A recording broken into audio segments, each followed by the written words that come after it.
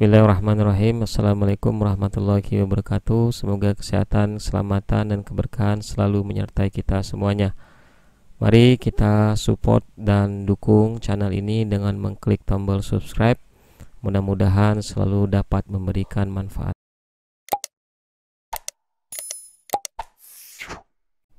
Pembahasan kita pada kali ini yakni tentang rekod dan transformasi data SPSS tutorial 2. Tujuan pembelajaran diharapkan nanti setelah pembelajaran ini kita akan memahami bagaimana cara melakukan rekod data dan mempraktekannya, dan yang kedua bagaimana cara melakukan transformasi data dan sekaligus mempraktekannya.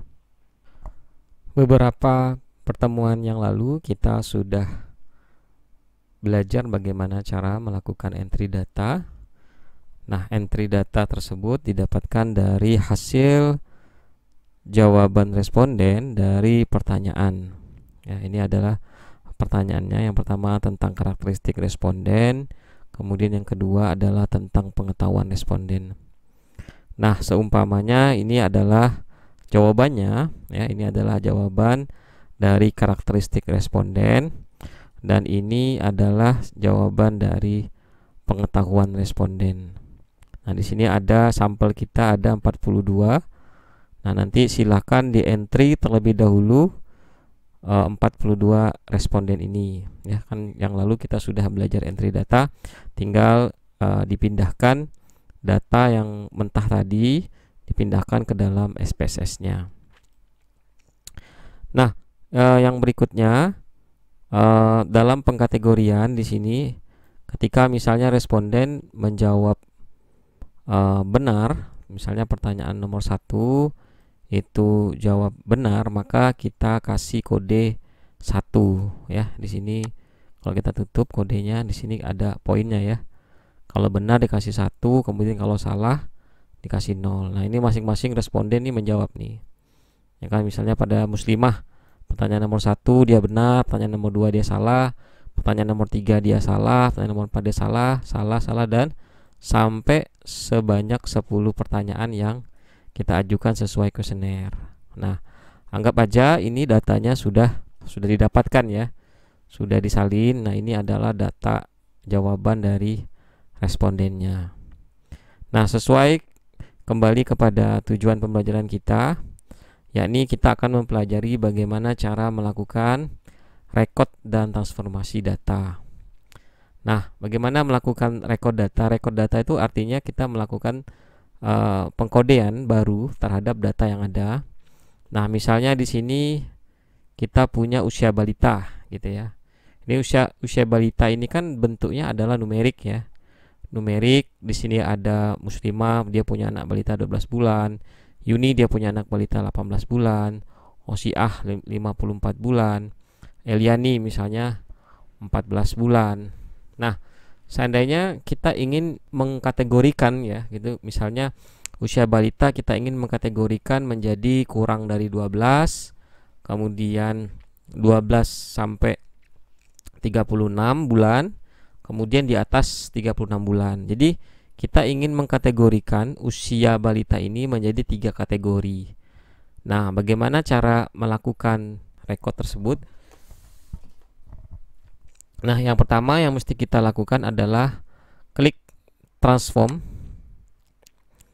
Kemudian di sini ada pilihan ya, ada record into some variable atau record into different variable. Kalau kita record into same variable, maka dia akan merubah di tempat variable itu berada. Maka paling aman adalah record into different variable, sehingga kita bisa melakukan pengontrolan apakah variable kita yang sudah kita record itu sudah benar apa tidak gitu ya. Nah, kita tinggal pilih record into different variable. Nah, sebenarnya kan kalau kita secara manual ya, kita ingin melakukan record ya bisa saja misalnya secara manual ya. Ini usia balita tadi kita bagi kurang dari 12, kemudian 12 sampai 36 bulan dan di atas 36 bulan. Nah, tentu bisa kita lakukan secara manual ya. Misalnya seperti ini ya, kita ingin record misalnya Untuk kurang dari 12 kita kasih poin 1, untuk yang 12 sampai 36 bulan kita kasih coding 2. Kemudian di atas 36 bulan kita kasih coding 3. Nah, kalau secara manual dia akan begini. Ini 12 ya, berarti ini masuk kategori 2. 18 masuk kategori 2. Kemudian 54 itu masuk kategori 3 ya, karena di atas 36 bulan. Sebelumnya kita setting dulu di sini variable view-nya. Kita nolkan. Di sini kita setting value labelnya 1 adalah kurang dari 12. 2 adalah 12 sampai 36 bulan. Tambah bulan ya. Nah, ini juga tambah bulan. Kemudian yang ketiga, lebih dari 36 bulan. Jadi di atas 36 bulan gitu ya. Add. Nah, oke. Nah, kalau kita lihat secara manual kan pasti seperti ini ya. Kalau kita ini langsung otomatis ya. 12 masuk dikategorikan 12 sampai 36, 18 12 sampai 36, 54 kita masukkan kategori lebih dari 36 ya. Namun kalau kita lakukan secara manual seperti ini, itu kan tentu sangat susah gitu ya. Apalagi misalnya kita punya data responden misalnya sampai ratusan sampai ribuan ya. Maka untuk menyelesaikan atau merekod secara cepat adalah dengan memanfaatkan record ini, record into different variable ini. Ya, sehingga kita mudah melakukan pengkodean secara otomatis yang kita lakukan. Nah, itu fungsi untuk record. Nah, baik, ini kita contoh manual ya. Ini kita coba langsung ke otomatiknya. Klik transform. Kemudian pilih record into different variable. Kemudian kita masukkan usia balita. Ya, ini yang akan kita rubah ya. Usia balita. Kemudian kita kasih nama misalnya kategori atau record usia.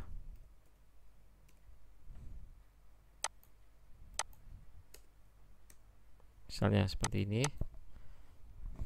Ini kita tulis kategori usia responden, usia balita. Kemudian kita pilih change. Nah, ini sampai dia berubah seperti ini. Kemudian kita klik all and new values.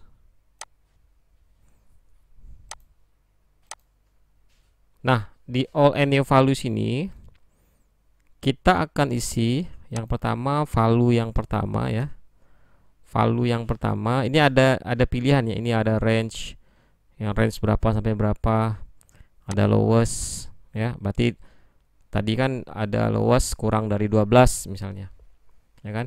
Tadi kan pengkategoriannya kita ingin membagi menjadi kurang dari 12 bulan, 12 sampai 36 bulan, dan di atas 36 bulan ya, misalnya seperti itu. Nah, kita tulis dulu value-nya di sini 1. Kemudian kita kurang dari 12 bulan. Berarti kalau dia kurang dari 12 di sini ya, kita pilih yang rank lowest stroke value. Ya, jadi adalah ini kira-kira nilai di bawah ya, di bawah berapa gitu ya yang ingin kita codingkan. Oh, misalnya karena dia 12 ya batasnya, maka 11,9 ya. Jadi begitu dia misalnya menemukan angka misalnya 11, pokoknya dia di bawah 12 ya, maka dia akan merekod menjadi poin 1 atau menjadi nilai 1 gitu ya. Oke, kita tambahkan. Jadi lowest stroke 11,9 itu sama dengan 1 ya. Pokoknya di bawah 11,9 itu dikategorikan sama dengan 1. Kemudian yang kedua, range kita pilih di sini range. Tadi kan kita mau bagi 12 sampai 36. Nah, maka ini kalau dia bisa menemukan angka 12 atau sampai ya, stroke sampai 36, maka dia kita kategorikan menjadi 2. Nah, lalu pilih add. Kita pilih add. Sudah. Nah, yang berikutnya adalah yang ketiga, lebih dari 36. Ya, lebih dari 36 berarti kita sini range value stroke highest ya. Jadi kalau dia di atas 36 maka dia dikategorikan menjadi 3. Jadi kalau di atas 36 ya bisa saja 36,1 gitu ya. 36,1 berarti dia 36 ke atas, 36,1 ke atas. Nah, itu sudah dikategorikan menjadi 3. Nah, jadi ini kita sudah punya 3 kategori. Di sini kalau dia di bawah 11,9 atau di bawah 12 itu sama dengan 1. 12 sampai 36 dia sama dengan 2. 36,1 atau 36 ke atas itu dikategorikan menjadi 3. Ya, lalu kita klik continue, kemudian klik OK. Nah, lalu dia memproses. Kemudian kita dapat melihat, kita no-kan aja ini. Outputnya kita tutup aja. Nah, kemudian kita lihat di sini sudah ada record ya, paling belakang biasanya. Nah, di sini record usia. Nah, kita bisa tarik aja ke sini. Tarik record usia. Nah, ini yang secara manual, ini yang otomatiknya ya. Nah, ini yang otomatiknya. Nah, ini yang otomatiknya. Selanjutnya, nah ini kan bentuk coding-coding nih ya, bentuk coding-coding. Nah, tinggal kita rubah codingnya. Nanti di sini kita desimalnya kita nolkan dulu, kemudian nah di sini kita copy aja yang tadi di atas, pastikan ke sini. Nah, dia langsung otomatis formatnya sudah sama ya, kurang dari 12, 1 sama dengan kurang dari 12, 2 sama dengan 12 sampai 36, dan 3 sama dengan lebih dari 36. Kalau klik OK dan kita lihat hasilnya, dia sudah otomatis melakukan record ya, melakukan pengkodian ulang ya, dan secara otomatis. Ya, misalnya di sini kita lihat, kita cek kalau nggak percaya ya. 12 sampai 36 betul, 18 sampai 36, 54 lebih dari 36, 14 12 sampai 36 betul. Kemudian kita lihat 11 di sini kurang dari 12 ya. Ya, betul ya. Jadi di sini bisa kita cek melakukan bagaimana cara melakukan record data. Nah, bagaimana selanjutnya misalnya kita ingin membagi 2 saja, Pak.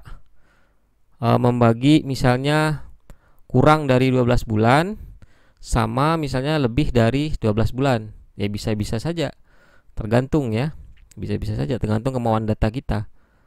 Oke, kita coba lagi, misalnya record into different variable. Ini kita ganti ya. Kita ganti dengan record usia 2. Nah, oke, change. Kemudian only value-nya kita remove semua. Nah, kecuali sini ya. Ini kurang dari 12 bulan, ini sudah benar ya. Nah, yang selanjutnya untuk kategori 2, kita tulis value 2, 12 atau sama dengan 12 kita kategorikan menjadi 2. Berarti di sini kita isi 12. Klik add, lalu klik continue. Kemudian klik OK. Nah, dia memproses. Kemudian kita lihat hasilnya paling belakang biasanya. Nah, ini kita tarik lagi record usia. Nah, kita tarik sini. Kita setting desimalnya kita nolkan.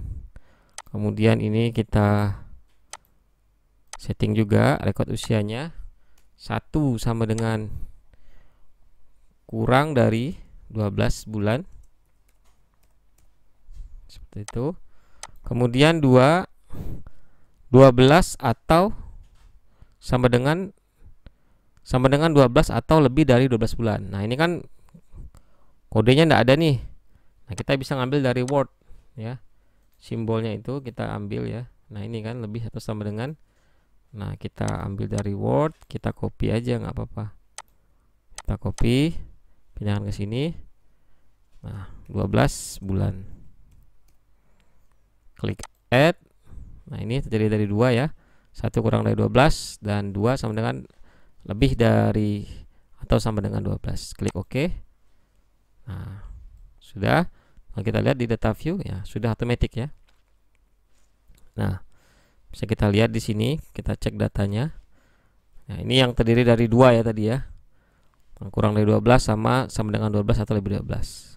Nah, kita lihat 11 ini benar. Kurang dari 12. Nah, kemudian 12 karena di 12 kan sama dengan ya. Sama dengan 12 atau di atas 12 itu kategori. Nah, kategorinya ini ya, kategori 2 ya. Kita lihat di sini kategorinya 2 ya. Lebih dari 12 bulan. Nah, itu ya bagaimana cara melakukan record data. Jadi sesuai dengan kemauan kita, poinnya berapa itu tergantung dan disesuaikan oleh kita sendiri. Ya, jadi yang harus Anda pahami itu adalah untuk record data, terkait dengan record data, perhatikan di all any values-nya. Ini terkait dengan range. Kita mau range berapa sampai berapa. Kemudian lowest ini dia di bawah nilai berapa ya. Jadi dia akan mensortir nilai di bawah yang kita tentukan. Misalnya kita tulis di sini 12, dia akan mensortir di bawah 12 gitu ya. Nah, kemudian di sini kalau dia di atas gitu ya, kita misalnya klik 12 ke atas. Nah, maka di sini akan otomatis dia akan mengfilter poin-poin yang 12 ke atas, dia kategorikan menjadi 2 gitu ya. Nah, itu cara melakukan record data. Nah, selanjutnya bagaimana cara melakukan transform data ya. Nah, transform data ini adalah untuk menjumlahkan ya. Nah, di sini kan tadi kita melihat ada poin-poin ya. Pengetahuan 1, pengetahuan 2 sampai pengetahuan 10 ya. Nah, kita ingin membuat total di sini ya.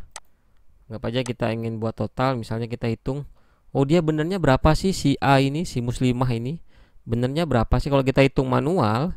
Itu 1, 2 ya kan? 3, 4, 5 ya. Ini hitung manual. Nah, tentu ini akan sangat ribet sekali ya. Maka dari itu kita melakukan atau menggunakan transformasi data, transform ya. Jadi sebenarnya transform ini banyak manfaatnya. Ini saya contohkan salah satu fungsinya, yakni untuk menjumlahkan. Ya, ini kita coba menjumlahkan. Bagaimana cara menjumlahkan?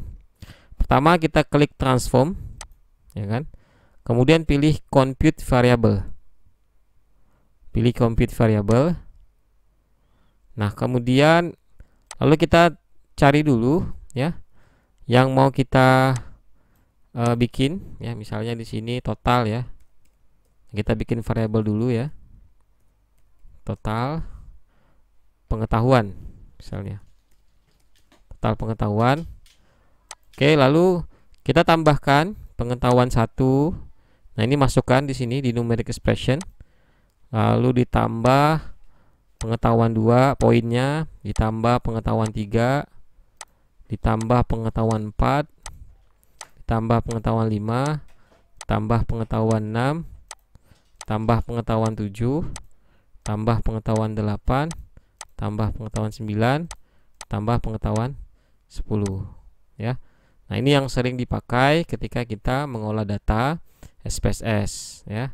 Lalu kita klik OK. Dia memproses. Nah, lalu sampailah pada hasil. Ini kita anukan aja. Nah, ini hasilnya. Nah, kita bandingkan kalau misalnya data kita ratusan, tentu sangat ribet sekali. Maka kita membutuhkan transform data ini untuk menjumlahkan berapa sih nilai atau total poin dari masing-masing responden yang didapatkan. Nah, kenapa kita harus menghitung total poin? Karena nanti kita akan mengkategorikan responden mana yang memiliki pengetahuan baik sama responden mana yang mempunyai pengetahuan buruk. Nanti kita akan kategorikan sehingga kita bisa melihat ada berapa orang nih yang punya pengetahuan baik dari kuesioner yang kita tanyakan. Nah, maka kita memerlukan total pengetahuan ini. Ya, begitu ya cara singkat hal-hal yang penting yang harus kita ketahui, bagaimana cara melakukan record data, kemudian memanfaatkan transform data untuk total poin, untuk menghitung total poin dari masing-masing responden. Kita akan jumpa lagi di pertemuan kita yang berikutnya. Mudah-mudahan ini bermanfaat untuk kita semua. Bila fisabil haq, astabiqul khairat. Wassalamualaikum warahmatullahi wabarakatuh.